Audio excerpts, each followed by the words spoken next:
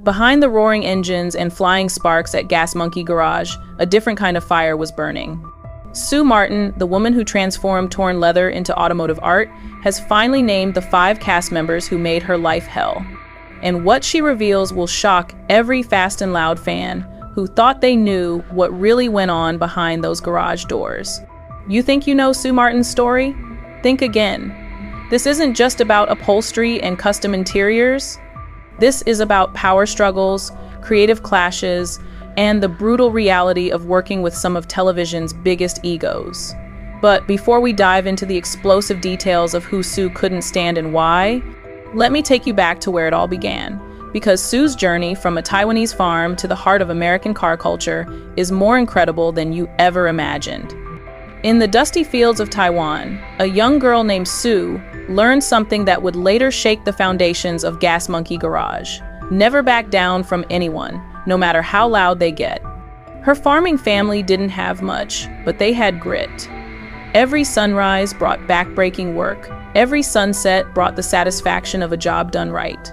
Those early years carved something unbreakable into Sue's character, a refusal to compromise on quality that would later drive some of Fast and Loud's biggest stars absolutely crazy. When Sue moved to America in 1984, she carried more than just her belongings. She carried a skill that would revolutionize custom car interiors and a personality that would clash spectacularly with Richard Rawlings' empire. But here's what nobody talks about. Sue's first major project wasn't for some high-paying client. It was her husband's beat-up 1,968 Gran Torino, sitting forgotten in their garage. What happened next changed everything, and it explains exactly why certain cast members would later despise working with her. Sue and her friend transformed that Torino's interior from trash to treasure. But when they finished, something clicked in Sue's mind. She wasn't just fixing seats, she was creating automotive art. That realization led her to buy a failing upholstery shop for just $4,500, cramming her operation into a tiny 1,000 square foot garage.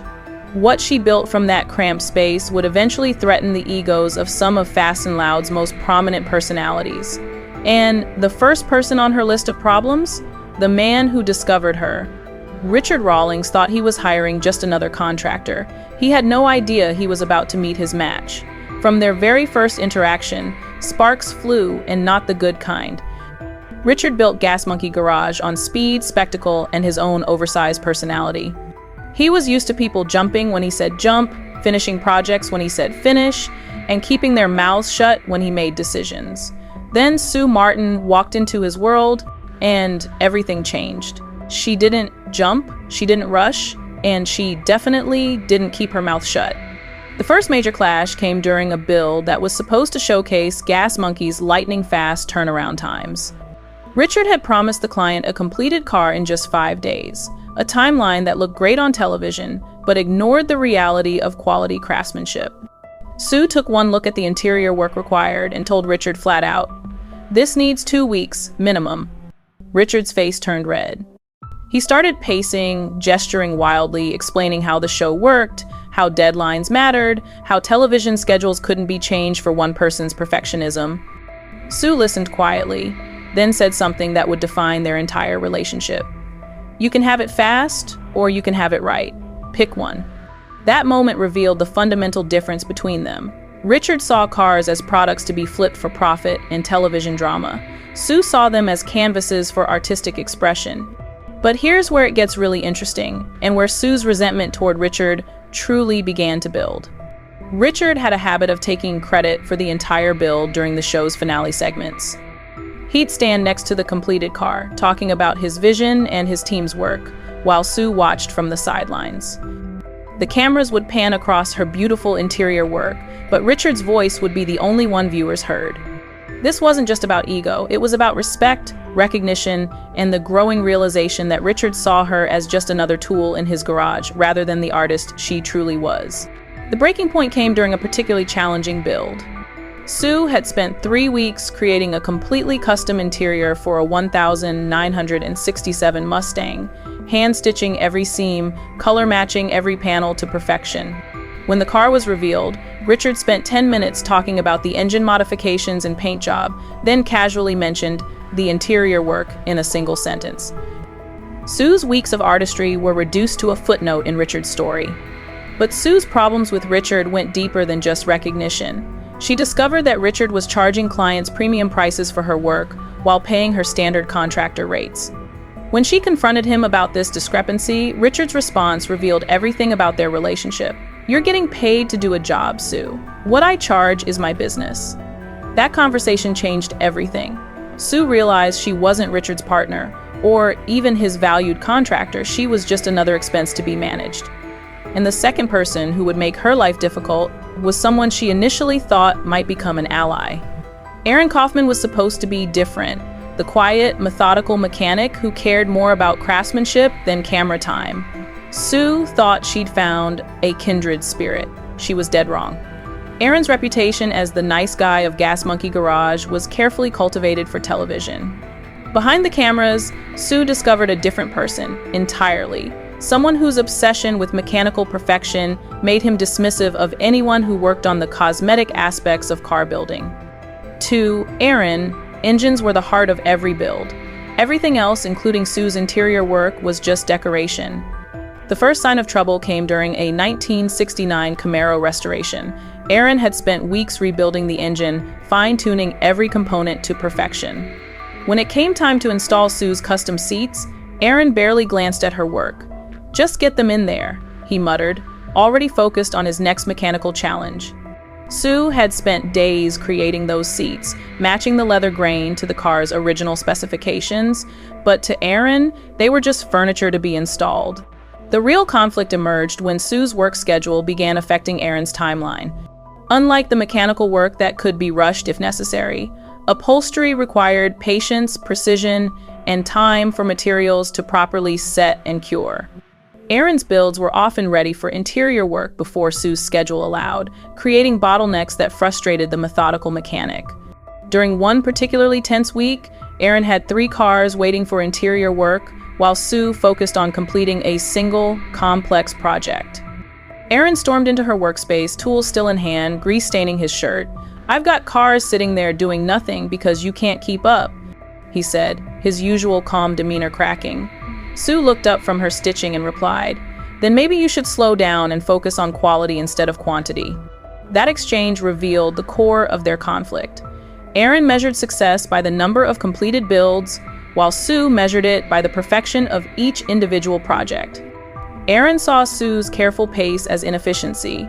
Sue saw Aaron's rush to finish as a lack of artistic integrity. But the situation got worse when Aaron began making decisions about interior work without consulting Sue. If you're enjoying these behind-the-scenes revelations about what really happened at Gas Monkey Garage, show your support by hitting that hype button and giving points to this video. Your engagement helps us bring you more exclusive content about your favorite automotive shows. Aaron started telling clients that certain interior modifications weren't possible or weren't worth the cost, making these decisions based on his mechanical perspective rather than Sue's expertise. When Sue discovered that Aaron had talked a client out of a complex dashboard restoration work that would have showcased her skills and earned significant revenue, she confronted him directly. "You don't get to make decisions about my work," Sue told Aaron in front of the entire crew. Aaron's response was telling, "I'm trying to keep these builds realistic and profitable. Not everything needs to be a museum piece." That comment cut deep because it revealed Aaron's fundamental misunderstanding of Sue's approach to her craft. But Aaron wasn't the only cast member who would underestimate Sue's dedication to excellence. Casey Matu and Sue Martin should have been natural allies. Both were artists, both cared about visual perfection, and both understood that the final appearance of a car could make or break the entire build. Instead, they became locked in a creative war that nearly destroyed several projects. The conflict started with something seemingly simple: color coordination. Casey approached paint jobs with a painter's eye, focusing on how colors looked under different lighting conditions, how they complemented the car's lines, and how they would photograph for the show. Sue approached interior colors with a designer's perspective, considering texture, wear patterns, and how materials would age over time. Their first major clash came during a 1970 Chevelle build. Casey had chosen a deep metallic blue for the exterior, a color that looked stunning under the garage's bright lights. Sue selected a complementary interior color scheme based on fabric samples viewed under those same lights. But when the car was moved outside for photography, the colors clashed horribly. The blue paint looked purple in natural sunlight, making Sue's carefully chosen interior appear garish and mismatched. Casey blamed Sue for not considering how her colors would look with his paint. Sue blamed Casey for not testing his paint colors in different lighting conditions. Richard blamed both of them for not communicating better. The client was furious, and the car had to be completely redone. Casey's paint job and Sue's interior work both scrapped and started over. That incident established a pattern of mistrust between Casey and Sue. Each began second-guessing the other's color choices, leading to increasingly heated discussions about every build. Casey would present his paint samples to Sue with an attitude that suggested she should simply match whatever he chose. Sue would present her interior concepts to Casey as if his paint job should complement her vision.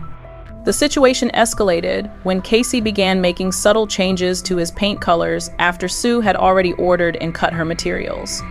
He'd claimed the changes were necessary for television lighting or client preferences, but Sue suspected Casey was deliberately sabotaging her work to make his paint jobs look better by comparison. The breaking point came during a high-profile build for a celebrity client. Sue had spent weeks creating a custom interior in cream and burgundy leather, colors specifically chosen to complement Casey's planned silver paint job. 3 days before the reveal, Casey announced he was changing the paint to a bright orange because it would pop better on camera. Sue's materials were already cut, stitched, and installed. Changing the interior would mean starting completely over, delaying the build by weeks, and costing thousands in wasted materials. When Sue refused to redo her work, Casey suggested they could make it work with some creative lighting during filming. Sue's response was swift and brutal. "I don't create my art around your lighting tricks." That confrontation happened in front of the entire crew, cameras rolling, with the celebrity client watching from the sidelines. Casey's face flushed red as he realized Sue had just called his professional judgment into question on national television.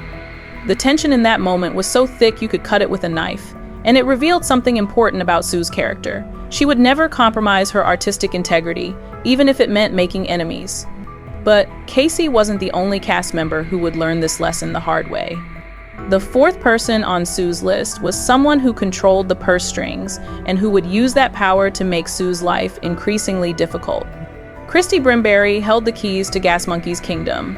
She controlled the budgets, the schedules, and the cash flow. When she decided Sue was costing too much money, the gloves came off. Christy ran Gas Monkey's office with an iron fist, and she prided herself on keeping costs low and profits high. She saw every expense as a potential threat to the bottom line, and Sue's high-quality materials and time-intensive processes made her a natural target. The conflict began when Christy started questioning Sue's material costs and labor hours, treating her like any other vendor rather than a key creative contributor to the show's success. The first major confrontation came when Sue submitted an invoice for a particularly complex interior restoration. The job had required imported leather, custom-dyed thread, and nearly 80 hours of hand-stitching work. Christy took one look at the invoice and called Sue into the office for what she called a budget discussion. "These numbers are way too high," Christy said, sliding the invoice across her desk. "We can get interior work done for half this price?" Sue looked at the invoice, then back at Christy. "You can get cheap work done for half this price. You can't get my work done for half this price." That exchange set the tone for every future interaction between them. Christy saw Sue as an expensive luxury that the show couldn't afford. Sue saw Christy as someone who didn't understand the difference between cost and value. But the real problem wasn't just about money, it was about respect and recognition of Sue's unique contribution to the show's success. Christy began implementing cost-cutting measures specifically targeted at Sue's work. She started requiring pre-approval for any materials over a certain cost, limiting Sue's access to premium suppliers, and setting strict time limits on interior projects. These restrictions forced Sue to either compromise her quality standards or absorb costs herself to maintain her reputation. The situation reached a boiling point when Christy hired a cheaper upholstery contractor for a side project, then asked Sue to fix the substandard work when the client complained. Sue refused, telling Christy, "I don't clean up other people's messes. If you want quality work, hire me from the beginning. If you want cheap work, don't call me when it falls apart." But Christy's cost-cutting measures had an unintended consequence. They began affecting the show's quality and reputation. Clients started complaining about interior work that didn't match the high standards they expected from Gas Monkey Garage. Richard found himself having to explain why the interiors looked cheap compared to the expensive paint jobs and engine work. The final straw came when a major client threatened to pull out of a high-profile build because the interior work, done by Christie's cheaper contractor, was visibly inferior to Sue's previous work on their other cars. Richard was forced to bring Sue back to redo the entire interior, essentially paying twice for the same work, while dealing with an angry client and a delayed timeline. When Sue presented her invoice for the emergency repair work, she included a line item that made Christy furious: premium rush charge for fixing substandard work.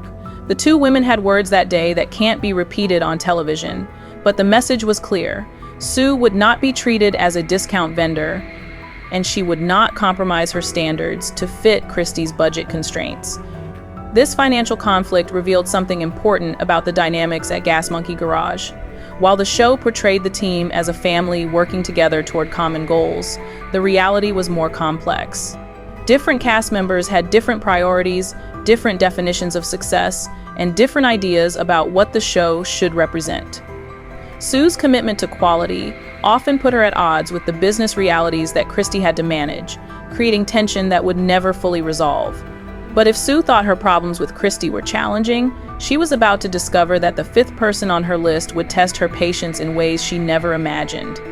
Jeremy Cheetum was supposed to be the reliable one, the steady hand who could handle any mechanical challenge. Instead, he became the source of Sue's biggest headaches and most frustrating delays. Jeremy's approach to car building was methodical and thorough, qualities that should have aligned perfectly with Sue's attention to detail. But Jeremy had one major flaw that drove Sue absolutely crazy. He was chronically unable to meet deadlines, and his delays always seemed to impact Sue's work schedule more than anyone else's. The pattern was always the same. Jeremy would promise to have a car ready for interior work by a specific date, Sue would schedule her time and order materials accordingly, and then Jeremy would show up days or even weeks late with excuses about unexpected complications or additional modifications that just had to be done right. The first major incident happened during a 1968 Mustang build. Jeremy promised Sue the car would be ready for interior work on a Tuesday. Sue had cleared her schedule, ordered time-sensitive materials, and even brought in extra help to meet the project deadline. Tuesday came and went with no car. Wednesday, Thursday, Friday, still no car. When Sue finally tracked down Jeremy the following Monday, he casually mentioned that he'd decided to upgrade the suspension system, and it would be just a few more days. Those few more days turned into 2 weeks. Sue's materials sat unused, her extra help had to be sent home, and she lost other potential projects because her schedule was blocked for Jeremy's delayed car. When she confronted him about the impact of his delays, Jeremy's response was infuriating. "Hey, I'm just trying to make sure everything's perfect. I thought you'd appreciate that." Jeremy's delays weren't just inconvenient, they were expensive. Sue had to pay storage fees for materials, reschedule other projects, and sometimes rush through work to make up for lost time. But Jeremy never seemed to understand or care about the financial impact his delays had on Sue's business. The situation got worse when Jeremy began making last-minute changes to cars that were supposedly ready for interior work. He'd call Sue to say the car was finished, she'd arrive to start work, and then discover that Jeremy had decided to modify the dashboard, change the seat mounting points, or alter the door panels in ways that affected her carefully planned interior design. The most frustrating incident happened during a high-profile build for a car show. Jeremy had promised the car would be ready for interior work with 3 weeks to spare before the show deadline. Sue planned an elaborate custom interior that would showcase her skills and potentially attract new clients. She ordered premium materials, designed custom patterns, and blocked out 2 full weeks for the installation. Jeremy delivered the car with just 4 days until the show deadline. Not only was he 2.5 weeks late, but he'd made modifications to the interior space that rendered Sue's carefully planned design impossible to install. She had to completely redesign the interior using whatever materials she had on hand, working around the clock to meet the deadline. When the car was displayed at the show, the interior looked rushed and unfinished compared to Sue's usual standards. Several potential clients who had come specifically to see her work left disappointed, and Sue lost business because of Jeremy's delays and last-minute changes. The final straw came when Jeremy began blaming Sue for project delays, telling Richard and the cameras that interior work was the bottleneck holding up builds. This was particularly galling because Sue's work was often delayed by Jeremy's inability to deliver cars when promised, but Jeremy's version of events made it seem like Sue was the unreliable one. During one film segment, Jeremy complained to Richard about Sue's perfectionism, slowing down the shop's productivity. Sue happened to overhear this conversation and confronted Jeremy directly. "Don't you dare blame me for delays when you've never delivered a car on time in your life." That confrontation was caught on camera, and while it never made it to the final edit of the show, it marked the end of any pretense of professional cooperation between Sue and Jeremy. From that point forward, Sue insisted on written schedules with penalty clauses for delays, and she refused to start any work until Jeremy's portion was completely finished and inspected. After years of conflicts, creative differences, and personality clashes, Sue Martin simply vanished from Fast and Loud. No explanation, no farewell episode, no mention of her departure. One day she was there, the next day she was gone, leaving fans wondering what really happened. The truth about Sue's departure is more complex than most fans realize. It wasn't a single dramatic confrontation or a contract dispute that ended her time on the show. Instead, it was the cumulative effect of years of frustration, disrespect, and creative limitations that finally pushed Sue to walk away from the spotlight. Sue had grown tired of being treated as just another contractor rather than the artist she truly was. She was frustrated by the constant pressure to work faster and cheaper, annoyed by cast members who didn't respect her expertise, and fed up with a production schedule that prioritized television drama over quality craftsmanship. But there was another factor that played into Sue's decision to leave: the changing nature of Gas Monkey Garage itself. As the show became more successful, the garage began focusing more on showroom quality builds for wealthy clients, rather than the restoration projects that had originally attracted Sue to the team. These high-end builds required different skills and different approaches than the restoration work Sue loved. Instead of bringing old cars back to life, she was increasingly asked to create interiors for cars that were essentially new vehicles with classic bodies. The creative challenge that had originally excited Sue was being replaced by repetitive luxury work that didn't showcase her unique talents. Sue's departure wasn't announced because there was no single moment when she decided to leave. Instead, she gradually reduced her involvement with Gas Monkey projects, taking on more work from other clients and spending less time at the garage. By the time the show's producers realized Sue was no longer available for filming, she had already moved on to other projects. The last time Sue and Richard worked together was on a personal project, Richard's own car, that needed interior restoration. Even then, the old tensions surfaced.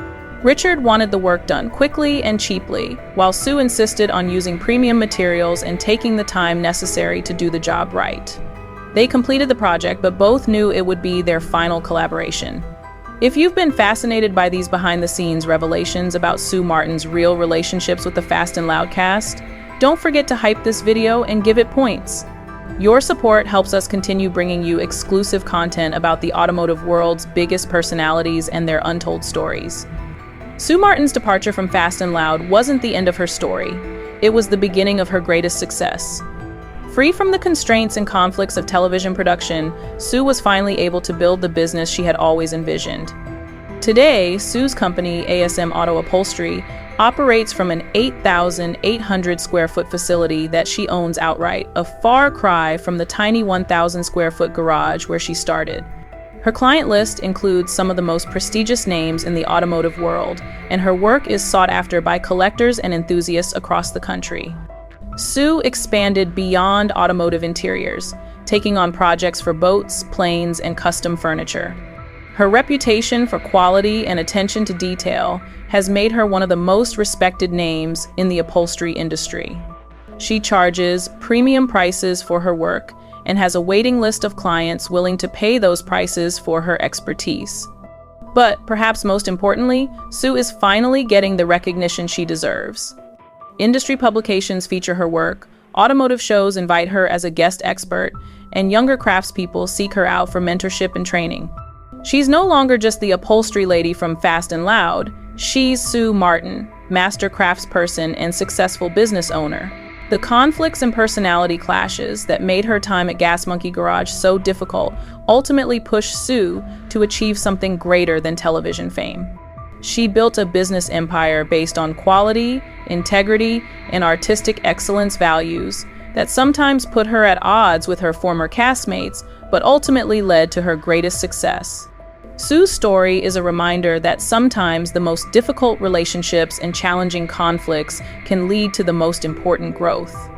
Her clashes with Richard, Aaron, Casey, Christy, and Jeremy weren't just personality conflicts, they were the growing pains of an artist learning to value her own worth and demand the respect she deserved. Today, Sue Martin doesn't have to compromise her standards to fit someone else's budget or timeline. She doesn't have to argue with cast members who don't understand her craft or deal with producers who see her as just another contractor. She's built something that's entirely her own, and it's more successful than anything she achieved during her time on Fast and Loud. The 5 Fast and Loud cast members Sue Martin couldn't stand Richard Rawlings, Aaron Kaufman, Casey Matu, Christy Brimberry, and Jeremy Cheetum each taught her valuable lessons about standing up for herself, demanding respect, and never compromising her artistic integrity. Their conflicts, arguments, and personality clashes weren't just television drama. They were the catalyst that pushed Sue to build something greater than anything she could have achieved by staying in their shadow. Sue Martin's silence has finally been broken, and her story serves as an inspiration to anyone who has ever felt undervalued, disrespected, or constrained by others' limitations. Sometimes the best revenge isn't getting even, it's getting successful. And Sue Martin's success speaks louder than any words ever could. From a small farm in Taiwan to the pinnacle of automotive craftsmanship, Sue Martin's journey proves that talent, determination, and integrity will always triumph over politics, personalities, and television drama. The 5 cast members she couldn't stand may have made her life difficult, but they also made her stronger, more determined, and ultimately more successful than any of them could have imagined.